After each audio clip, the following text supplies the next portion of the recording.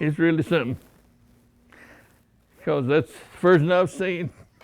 World War II veteran Don Patterson guesses it's been 70 years since he's seen a green sweater like this one. And nobody that I ever knew of knew where their sweater come from. This Red Cross label says made in Knoxville. Knitted by hand, volunteers on the home front sent sweaters like this overseas to keep American fighting men warm on the front lines during one of the coldest winters on record. Well, we want to thank them. Me and all the boys. I am returning this sweater as a way of saying thanks to the former members of the Knoxville chapter who cared enough about a boy from Brooklyn, New York, so he could stay warm in France. This sweater has completed its mission. He's sending it back to us as a token of appreciation. Back in 2011, we learned the history behind this sweater. It was returned to Knoxville by the Hernich family in New York. Their patriarch spent more than 100 days in combat, and that sweater was one of the only keepsakes that GI held on to from his days at war. I looked at this sweater and I said, this must have been something that he constantly wore. Somebody went to the trouble of sending it to an unnamed, unknown American GI in Europe.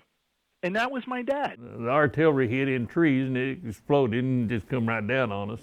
Don Patterson says the sweater he wore didn't just keep him warm, it saved his life. During a firefight, shrapnel from an enemy bomb ripped into his body. Did you know immediately that you had been hit? Oh yeah, I thought it'd cut me too. And I wiggled my toes and realized I wasn't. Well, the shrapnel that's in my back, below my shoulder there, it cut through about a big army coat, another big coat, summer underwear, winter underwear, that sweater, and everything.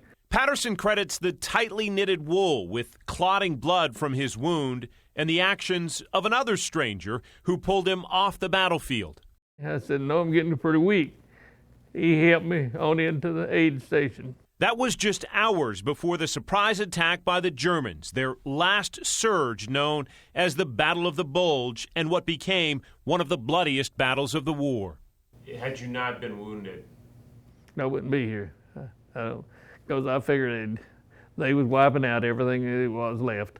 At age 90, Don Patterson counts himself lucky in so many ways, but especially for his long-lost Army green sweater and the strangers who made it.